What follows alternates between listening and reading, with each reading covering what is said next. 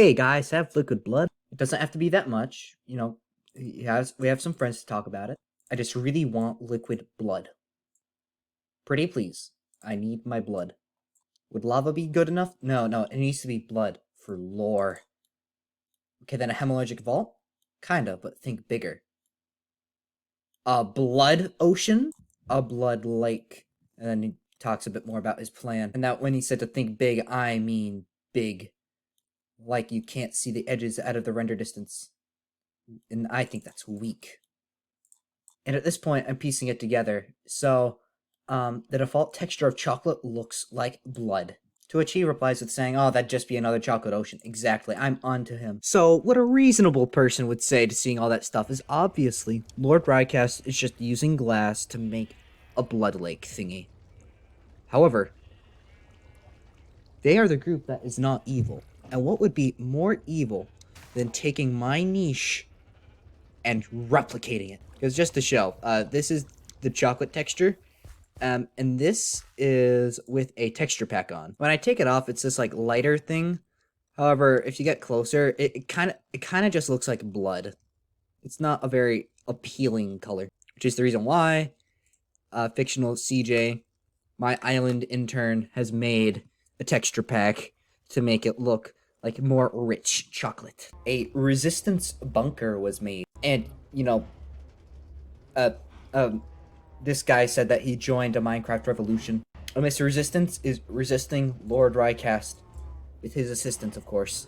Now, I will say that my position of being the ultimate chocolate ocean master, it's not that insecure that I just join a revolution out of spite for that. That would be an entirely weird course of action. However, what I am going to be doing is that I'm going to be making a gold farm over here. I've started the designing of it to give me a little bit of extra health in this thing. Because what you guys do not know is that when we are tapping things, so we have a few metals here. I've been collecting my abilities up here. So what gold does is that when you have it equipped, it gives you, well, not when you have it equipped, when you're tapping it, it gives you extra health. It gives you the regeneration effect all the way up to regeneration 4, which is kind of ridiculous. However, in order to do that, I need a bunch of gold. I actually have done a little bit of math, guys, and I'm going to show what that math is. I will preface this with saying, because I've done this math, it doesn't necessarily mean it's entirely correct. My math may not be correct on this. However, the way that this process is going to work is that I am taking a sample size of a full double chest of cobblestone. And when you crush this cobblestone, you get gravel. And then you can crush the gravel to get sand. So we have the gravel, then we get sand, some clay, and then some flint. And this is the approximate amount that we get from each. So you turn that into that amount of gravel. Then you turn that much gravel into that much sand, as well as approximately this amount of clay and this amount of gravel. Now, when I'm getting partial numbers, I am rounding up to the nearest whole. So these may be off by like one number. However, we can then do two processes to the sand. So we can haunt it, which is we turn it into soul sand, just like the previous grindings. We turn it into soul sand, and then we, can wash the soul sand to get gold and quartz. Alternatively, we could wash it and turn it into, we can get this from washing this sand. And then we would get approximately this many clay balls. Now, the importance of these clay balls is that you can turn these clay balls into clay blocks, those clay blocks into terracotta, and that terracotta you can grind into red sand, and that red sand you can wash into gold. So this much clay turns into approximately this much sand, and this is from an entire double chest of cobblestone, and then you turn that much sand into approximately a stack and 14 of gold. And for the haunting, you turn this much soul sand into this much quartz and this much gold. So the difference is kind of minuscule. And if you guys didn't notice, this process is a bit simpler. However, this one does have slightly higher yields. And these clay balls are going to be generated regardless. So what I am going to be doing is that I am going to be doing this method primarily, because it's just slightly simpler, because this one we had to craft the clay balls, we had to smelt them, we had to crush them again, and then all that just to wash it again into this gold. Whereas this one, it just is, we crush twice, we haunt, and then we wash. Pretty easy to build. Now, with that said, I am also going to be having gravel being washed into iron because I don't want to have to build an iron farm because my chests are like empty of iron. It's very sad. I've had to borrow so much iron from House Ugnian. So much. In case you're wondering about what this shenanigan is, I'm going to explain all of this at some point in the future. And that brings us back to where we're on the server, and it is getting to be pretty laggy around here. Yeah, it's getting pretty bad on my end. And this is with the recording on. So I'm going to try my best to explain what this setup does. So what we have here is that we have a redstone clock. It goes around in a circle. I can turn it off by flipping this lever, and I can restart it by using this lever. And what it is attached to, this water wheel, which spins this sequence gear shift. And what it does is it turns this thing here 90 degrees, stops for 2 seconds, and then it spins it again. And because of how contraptions interact with blocks, when it stops, the arms are replacing the blocks that are currently present, breaking them, with this cobblestone that we see in here that it's following into there. And then the cobblestone is going along conveyor belts into these 2 crushing wheels. Well, I guess 4 in total. But they are then being put into this system here, and this has quite a bit of gravel in it right now. And I actually, for this one, am using a somewhat different method. I usually have been using these windmills because they produce, if I were to equip my goggles, which were in my backpack, if I take a quick look here, these produce around 3,000 stress units of capacity. And the crushing wheels, at the speed that we are using them, use 2,000 each. So that is 8,000 in total between these 4 wheels. And that is not going to be including all of the washing systems, the second set of crushing wheels. There's going to be a lot of stuff here. So that would need either a really beefy windmill or a steam engine. Now, the way that these things works is that I've got this windmill here to prime it in case I need to start it up. But we have this massive fluid tank. And as you can see, it's a level 9 boiler. And underneath it, we have 9 blaze burners. And that is providing our level 9 heat. And then we also have, on the side here, these mechanical pumps, which are going to be pumping water from the ocean, because I just built the platform on the surface, into this fluid tank system here. And the size is just how large it is itself. I could actually make this like all the way down to here, and it would not make any difference on the efficiency of it. It gives me an odd amount of satisfaction on how large that line is. And if I really wanted to, I could add on more blaze stuff onto it, but I don't really care. And the steam engines are attached to these shafts, and they're all spinning into this rotation speed controller, which is spinning all of those lines, which is just a conveyor belt system running into here. I'm doing some shenanigans here to save resources, like doing 2 cogwheels instead of making, like, there's something that, like another gearbox to switch the direction, going over here because I'm an idiot and forgot that I could just go straight up, you know, fun stuff like that. Either way, so, this whole resistance thing, I will say this much. I guess it exists. I guess it is a thing that exists, and it is a thing I could support. A matter of whether or not I will do so actually has been determined. It's just that, you know, for audience suspense, I'm not going to say. However, regardless of what is going to be happening, it is very important for me to be prepared in case, you know, somebody decides to attack the island. Hence, me preparing this gold farm. Though it's not very good at farming gold at this point now, is it? So I figured I would clue you guys in on my process of, you know, making stuff. So I'm going to start by turning this whole shebang off, including the steam engine, which will turn off of its own accord in a little bit after I disconnect this gear.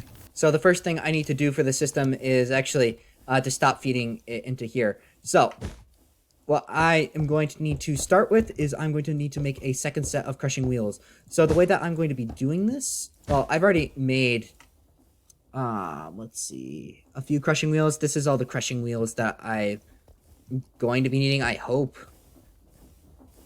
Actually, never mind. I am going to be needing another set. However, this is fine for now.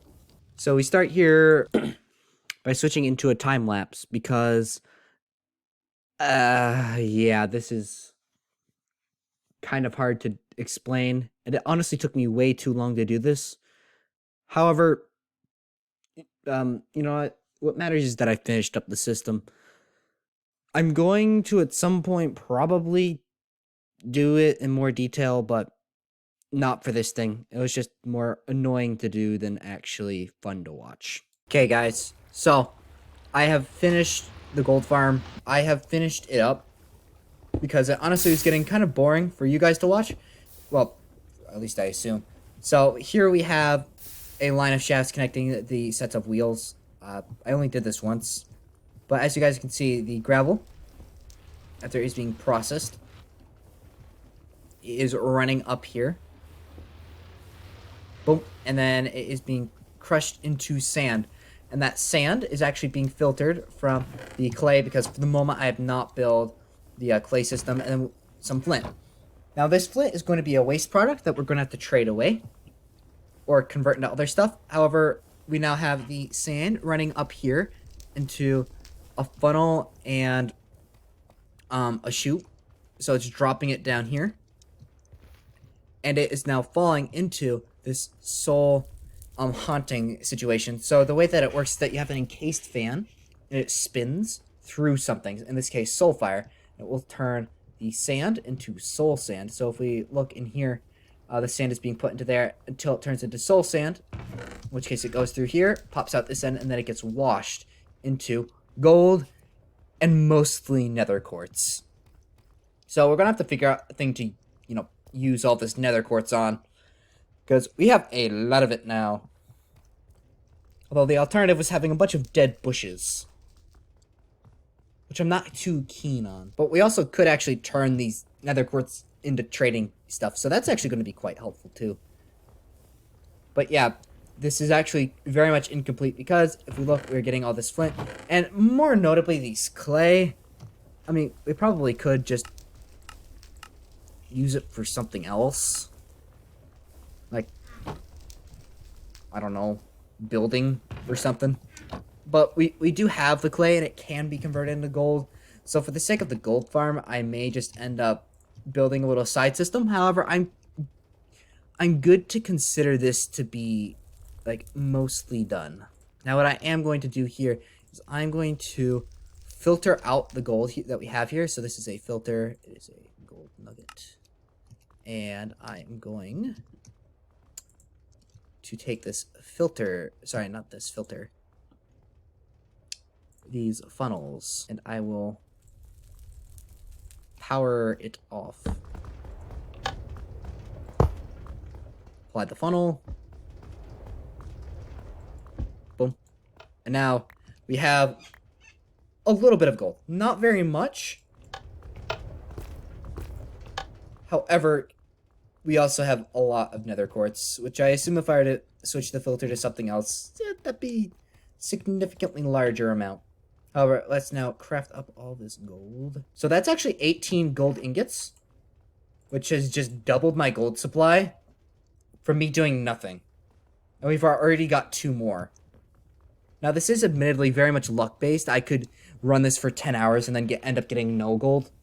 However, I sincerely hope that won't happen. However, I'm pretty sure that, this is pretty much going to be most of my war prep. I don't know. I'm not exactly a guy to go out and be like, oh, I'm going to min-max everything. My house leader has mentioned something about potentially getting me some pretty decent war gear. However, I may end up doing a stream in which I hunt down legendary monsters to try to,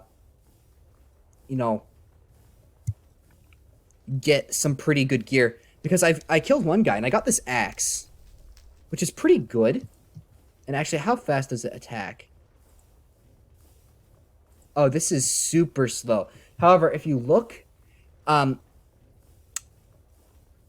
it's a really good axe. But more importantly, it has a really high crit chance, has a high armor piercing, And you don't see it down there, but how much damage does this thing do? Oh yeah, it's in the middle. It does 16 attack damage versus the sword, which does that's 12, and it attacks like 3 times as fast because it goes swinging. Okay, never mind. Maybe the axe is much worse.